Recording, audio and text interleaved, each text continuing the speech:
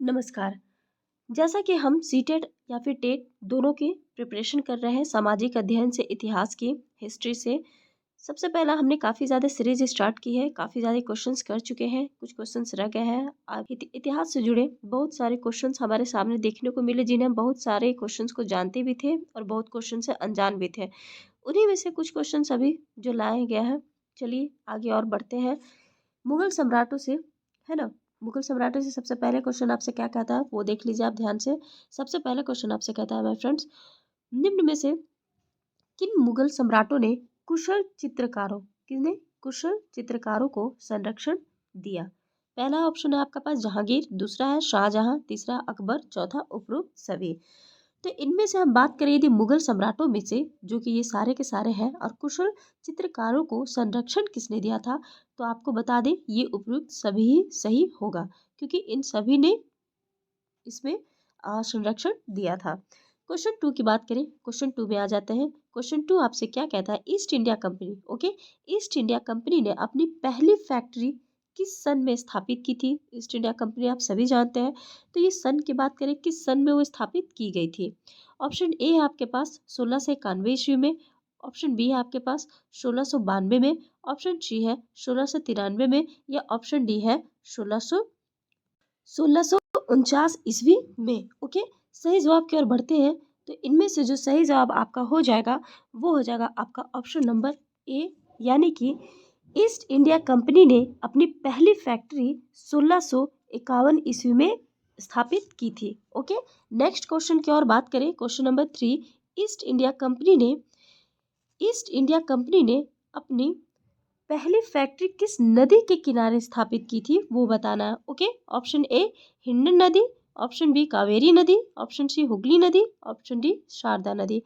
तो सही ऑप्शन के साथ चलेंगे यदि कि इनमें से कौन सी ऐसी नदी थी, हिंडन नदी थी, कावेरी, हुगली या शारदा, कि जिनमें जो ईस्ट इंडिया कंपनी किस नदी के किनारे स्थापित की गई थी, तो वो था ऑप्शन नंबर सी हुगली नदी। किस नदी के किनारे? ऑप्शन नंबर सी हुगली नदी। ओके, चलिए नेक्स्ट क्वेश्चन की ओर बढ़ते हैं। नेक्स्ट क्वेश्चन फिर से ईस्ट इंडिया कंपनी से है, क्योंकि ईस्ट इंडिया कंपनी के हर क्षेत्र को लिया गया है क्वेश्चन में। ओके, ईस्ट इंडिया कंपनी के व्यापारियों को क्या कहा जाता है?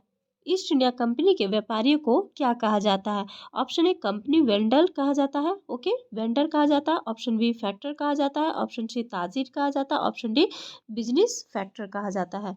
तो इनमें हम यदि बात करें कि ईस्ट इंडिया कंपनी के व्यापारियों को क्या कहा जाता है, तो वो कहा जाता है आपका ऑप्शन नंबर मतलब option number B, okay, factor कहा जाता है। क्या कहा जाता है? फैक्टर कहा जाता है। चलिए नेक्स्ट क्वेश्चन की ओर बढ़ते हैं। क्वेश्चन नंबर फाइव आपसे क्या कहता है?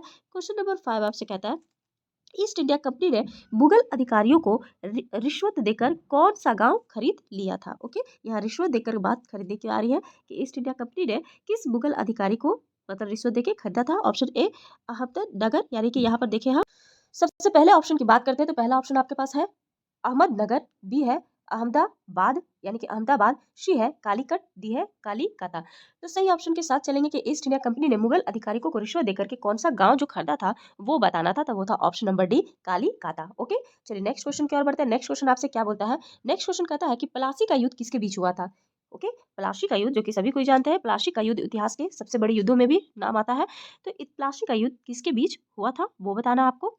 Option A East India Company तथा Mir Jafar, B East India Company तथा Mir Qasim, East India Company तथा Wajid Ali Khan, East India Company तथा सिरोजदौल्ला। ओके, तो यहाँ पर सही जवाब की ओर बढ़ेंगे कि प्लासी का जो युद्ध हुआ था वो किनके बीच में हुआ था? वो हुआ था option number D east India Company तथा सिरोजदौल्ला। ओके, उनके काल में ये युद्ध हुआ था। नेक्स्ट क्वेश्चन, प्लासी का युद्ध किस सन में हुआ था? सन को भी पूछा जाया जा रहा है इसमें कि किस सन में हुआ था, वो भी बताना आपको, सन को भी ध्यान में रखते हुए बताना है।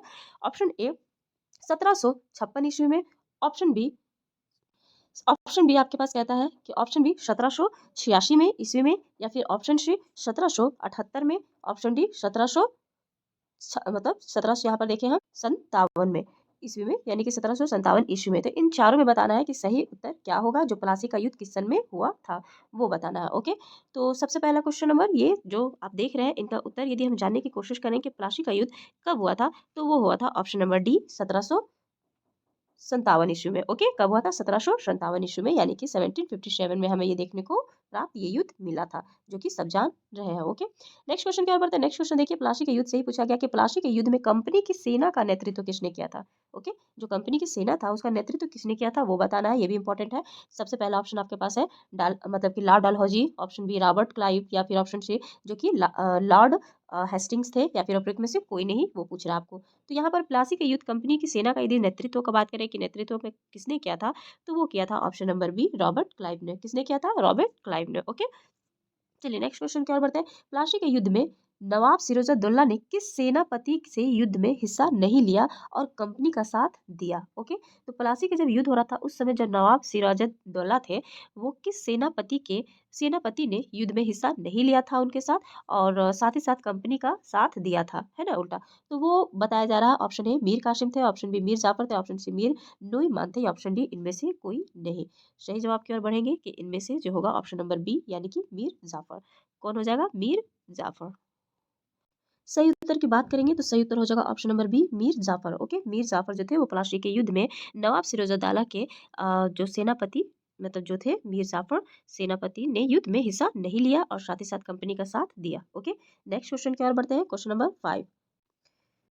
क्वेश्चन नंबर 5 क्या कहता है? क्वेश्चन नंबर 5 कहता है बक्सर युद्ध में ओके कंपनी ने यानी कि कंपनी ने किसको पराजित किया था वो बताना। ऑप्शन ए मीर जाफर को, या फिर ऑप्शन बी टीपू सुल्तान को, ऑप्शन सी रानी चेन्नम्मा को, ओके यानी कि चेन्नम्मा को, या फिर ऑप्शन डी मीर कासिम को। तो यहाँ जो यदि बक्सर युद्ध की हम बात करें कि बक्सर युद्ध में कंपनी ने किसको पराजित किया था, तो वो हो जाएगा option number D Mir Qasim को पराजित किया था। किनको किया था? मीर कासिम को। ओके, चलिए नेक्स्ट क्वेश्चन की ओर बढ़ते हैं। नेक्स्ट क्वेश्चन आपसे कहता है यहाँ पर कि मैसूर से अंग्रेजों ने कितने युद्ध किए थे? मैसूर से अंग्रेजों ने कितने युद्ध किए थे? Option A 3, option B 5, option C 4, option D 7। ये बताना है कि कितने युद्ध किए गए थे मैसूर से अंग्रेजों के, कितने युद्ध हुई थी, तो वो हुई थी ऑप्शन नंबर सी 4। 4 बार मैसूर से अंग्रेजों के युद्ध हुए थे। ओके, मैसूर से अंग्रेजों ने 4 बार युद्ध किए थे। क्वेश्चन नंबर नेक्स्ट आगे बढ़ते हैं। आगे बढ़ते हैं टीपू सुल्तान से। देखिए क्वेश्चन देखने को प्राप्त हो रहा है, टीपू सुल्तान किस युद्ध में मारे गए थे?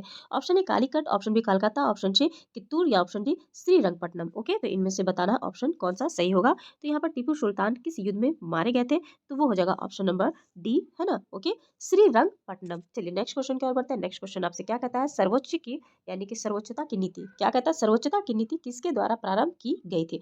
Option A lord Macaulay, option B Robert Clive, option C lord Hastings, या ऑप्शन डी हार्ट मैकेजी। तो यहाँ पर बताना है किसके द्वारा की गई थी। तो ऑप्शन की ओर बढ़ेंगे तो ऑप्शन हो जाएगा आपका option number C lord Hastings. Okay, यानी कि लॉर्ड हेस्टिंगस के द्वारा मतलब कि ये नीति किसके द्वारा प्रारंभ की गई थी? लॉर्ड हेस्टिंगस के द्वारा। चलिए नेक्स्ट 4 नंबर क्वेश्चन यानी कि नेक्स्ट क्वेश्चन आपका 14 नंबर क्या कहता है? अंग्रेजों द्वारा ओके अंग्रेजों द्वारा कित्तूर पर हमले में किसने कित्तूर की रक्षा की थी? ऑप्शन ए रानी चेन्नम्मा ने, ऑप्शन बी चौकीदार रायन्ना ने, या फिर ऑप्शन सी महाराजा रणजीत ने, ऑप्शन डी टीपू सुल्तान ने। सही उत्तर की ओर बढ़ते हैं। सही उत्तर होगा आपका क्वेश्चन नंबर 14 का option number A Rani Chennamma ने। किन्होंने की थी? रानी चेन्नम्मा ने की थी। चलिए नेक्स्ट क्वेश्चन 15 क्वेश्चन है। 15 क्वेश्चन आपका क्या कहता है? 15 क्वेश्चन कहता है यदि किसी शासक की मृत्यु हो जाती है तथा उसका कोई पुरुष वारिस न हो तो उस शासक की रियासत कंपनी की हो जाएगी। ओके, कंपनी की हो जाएगी। यह नीति किसके द्वारा चलाई गई थी? यदि किसी शासक की मृत्यु हो जा रही है और उनका कोई भी वारिस नहीं हो, कोई भी वारिस यानी कि पुरुष वारिस ना हो, बेटा ना हो, तो बताइए कि उसका सारा रियासत कंपनी के नाम पर हो जाएगी। ये नीति जो चलाई गई थी वो किसके द्वारा चलाई गई थी वो बताना। Option A Robert Clive, option B Robert Dalhousie, option C lord Hastings, या ऑप्शन डी लॉर्ड मेकाले। तो ये बताना। देखिए कितना इंपॉर्टेंट क्वेश्चन है ना। तो ये 15 क्वेश्चन काफी इंपॉर्टेंट है और बिल्कुल एकदम बेसिक लेवल से है, इसीलिए ये सब हर क्वेश्चन जरूरी इंपॉर्टेंट है।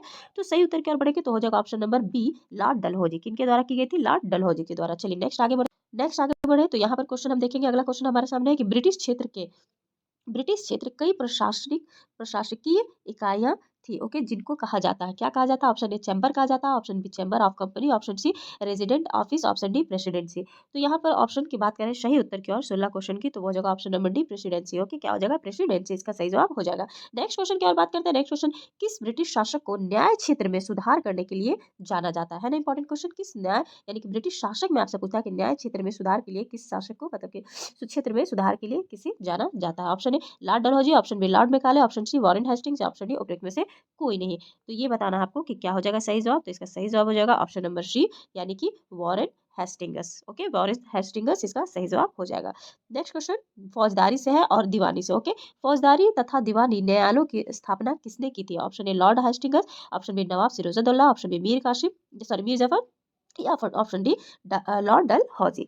तो सही उत्तर की ओर बढ़ते हैं, है ना। सही उत्तर फौजदारी और दीवानी न्यायालयों की स्थापना की बात करें कि किनके द्वारा की गई थी, तो वो हो जाएगा आपका option number A Lord Hastings. किनके द्वारा की गई थी? लॉर्ड हेस्टिंग्स के द्वारा की गई थी। नेक्स्ट क्वेश्चन की ओर बढ़ते हैं। नेक्स्ट क्वेश्चन देखिए, रेयतवारी और रियात वाड़ी से पूछा गया, संबंधित है, किससे संबंधित है वो? रेयत वारी और रियात वाड़ी। तो ऑप्शन ए राजस्व व्यय व्यवस्था से, या ऑप्शन बी नागरिक तथा सामाजिक न्याय व्यवस्था से, या फिर ऑप्शन सी कंपनी कर्मचारी अधिनियम से, या ऑप्शन डी बंदोबस्त व्यवस्था से। तो ये पूछा जा रहा है कि इनमें से सही जवाब क्या हो जाएगा, तो वो हो जाएगा आपका ऑप्शन नंबर डी। किससे ये ताल्लुकात रखता है, संबंधित है? ये बंदोबस्त व्यवस्था से। ओके, बंदोबस्त व्यवस्था से रैयत वाड़ी और रियात वाड़ी संबंधित थी।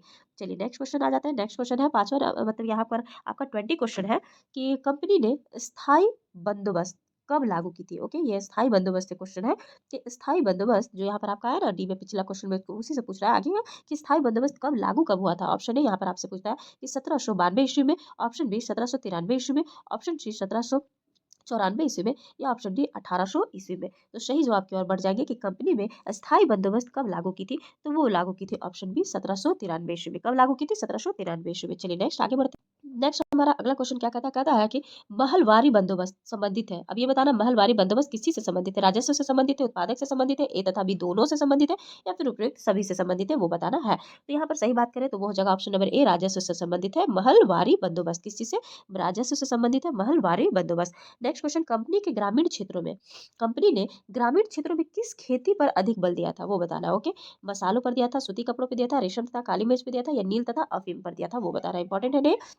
तो कंपनी ने ग्रामीण क्षेत्रों में जिस खेती पर अधिक बल दिया था वो था ऑप्शन नंबर डी नील तथा अफीम की। किस चीज की? नील तथा अफीम पे उसने सबसे ज्यादा अधिक बल दिया था। नील विद्रोह कब हुआ था, ये भी पूछना इंपॉर्टेंट है कि नील विद्रोह हुआ कब था, वो भी बताइए। नील विद्रोह इंपॉर्टेंट माना जाता है इतिहास में। ऑप्शन ए पूछता है 1799 ईस्वी में, ऑप्शन बी 1798 ईस्वी में, या फिर 1700 यहाँ पर आपसे पूछ रहा है कि दिखा करके कि मतलब कि 59 में, या फिर 1865 ईस्वी में। सही उत्तर की ओर बढ़ते हैं। सही उत्तर की बात करें तो सही उत्तर हो जाएगा ऑप्शन नंबर सी, यानी कि 1859 में। ओके, 1859 में। चलिए नेक्स्ट क्वेश्चन की ओर बढ़ते हैं। नेक्स्ट क्वेश्चन हमारा ये हो गया आपका 24वां क्वेश्चन। 24वां क्वेश्चन आपसे कहता है यहाँ पर 1810 ईस्वी में, ओके, यानी कि 1810 ईस्वी में ब्रिटेन द्वारा आयात किया जाने वाला नील में भारतीय नील की कितनी भागीदारी रही, वो बताना है। Option A 5%, option B 95, option C 30 से 45%, या फिर ऑप्शन डी 70%, वो बताना है। तो ऑप्शन जो इसका सही जवाब हो जाएगा वो हो जाएगा आपका ऑप्शन नंबर बी, जो कि रहा 95%। Okay, next question 25 question number देखिए क्या कहता है, गुमाश्ता एजेंट किसको कहा जाता है। कि गुमाश्ता एजेंट किसको कहा जाता है? ऑप्शन ए कंपनी के एजेंट को, ऑप्शन बी कंपनी के उत्पादक संबंधी मामलों के जानकर, या फिर ऑप्शन सी बागान मालिकों की ओर से लगान वसूलने वाले, या ऑप्शन डी कृषि भूमि के निरीक्षक। तो सही उत्तर की ओर बढ़ जाते हैं। सही उत्तर आपका हो जाएगा ऑप्शन नंबर सी, यानी कि बागान मालिकों की ओर से लगान वसूलने वाले को गुमाश्ता एजेंट के नाम से जाना जाता है, यानी उनको गुमाश्ता एजेंट कहते हैं। नेक्स्ट क्वेश्चन क्या आता है। नेक्स्ट क्वेश्चन क्या कहता है आपसे? आपसे कहता है कि दीकू किसे कहा जाता है। ओके, यानी कि दीकू किसे कहा जाता था।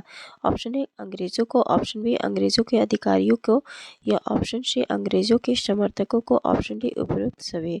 इनमें सही जवाब की ओर बढ़ते हैं कि दीकू। ओके, दीकू किसे कहा जाता था। तो उस समय की बात करें कि दीकू किसे कहा जाता था, तो वो कहा जाता था आपका उपयुक्त सभी, यानी कि इन सभी चीज़ों को हम, यानी कि ए बी सी तीनों को हम दीकू के नाम से जाना जाता था। नेक्स्ट क्वेश्चन देखिए आपका। नेक्स्ट क्वेश्चन आपका है ये 26 नंबर, 27 नंबर। 27 क्या कहता है आपसे? 1857 ईस्वी का विद्रोह कब हुआ था। ऑप्शन ए 19 मई 1857 ईस्वी में, ऑप्शन बी 10 जून 1857 ईस्वी में, ऑप्शन सी 18 मई 1857 ईस्वी में, ऑप्शन डी उपयुक्त में से कोई नहीं। सही जवाब की ओर पढ़ते हैं। इनमें जो सही जवाब होगा 1857 ईस्वी का विद्रोह का बात किया जाए जरा, तो ये हुआ था आपका ऑप्शन सही जवाब हो जाएगा ऑप्शन डी। ओके, उपयुक्त में से कोई नहीं, उपयुक्त में से कोई भी नहीं इसका सही जवाब हो जाएगा, यानी कि 1857 का जो विद्रोह हुआ था वो इनमें से किसी भी ईस्वी को नहीं हुआ था। नेक्स्ट क्वेश्चन की ओर बढ़ते हैं। नेक्स्ट क्वेश्चन आ जाइए। नेक्स्ट क्वेश्चन आपका रहेगा ये 1857 ईस्वी के विद्रोह केंद्र निम्न में से कौन से रहे थे। Option A Bareilly, option B Kanpur, option C Agra, option D उपयुक्त सभी। सही उत्तर की बात करें तो इनमें से आपका हो जाएगा ऑप्शन नंबर डी, यानी कि उपयुक्त सभी। ओके, यानी 1857 ईस्वी के विद्रोह केंद्र या उपरोक्त सभी, चाहे वो बरेली हो, कानपुर हो, आगरा, ये सभी के सभी से रहे थे। ओके, नेक्स्ट क्वेश्चन आ जाइए। डॉक्टरी ऑफ लैब्स संबंधी है, किससे संबंधी है वो बताना आपको, डॉक्टरी ऑफ लैब्स। ओके, तो ये आप देखिए ऑप्शन ए यानी कि विलय नीति से, ऑप्शन बी खाद्य पदार्थों से, ऑप्शन सी भवन निर्माण से, ऑप्शन डी चिकित्सा से। सही उत्तर की बात करें इनमें से क्या होगा, तो वो हो जाएगा आपका ऑप्शन नंबर ए यानी कि विलय नीति से। ओके, डॉक्टरी ऑफ लैब्स जो संबंधित है वो विलय नीति से संबंधित है।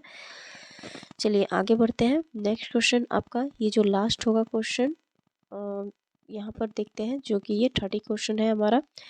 30 क्वेश्चन आपसे क्या कहता है, ये थोड़ा पढ़िए। प्रथम टेलीग्राफिक यानी लाइन का क्षेत्र पूछ रहा है। इसमें आपको प्रथम टेलीग्राफिक लाइन का क्षेत्र था कौन सा था, यानी कि दिल्ली से आगरा था, या फिर बंगाल से गुजरात तक था, या फिर कोलकाता से आगरा, या फिर मेरठ से कलकत्ता। तो ये प्रथम सबसे पहला टेलीग्राफिक लाइंस की बात की जा रही है। तो इनमें से सही उत्तर की ओर बढ़ेंगे तो सही उत्तर आपका हो जाएगा ऑप्शन नंबर सी, कोलकाता से आगरा ये प्रथम टेलीग्राफिक लाइन का क्षेत्र था। ओके माय फ्रेंड्स, ये टोटल क्वेश्चन 30 हमारे कंप्लीटेड होते हैं। इसी प्रकार से निरंतर आगे बढ़ते रहेंगे। मिलते हैं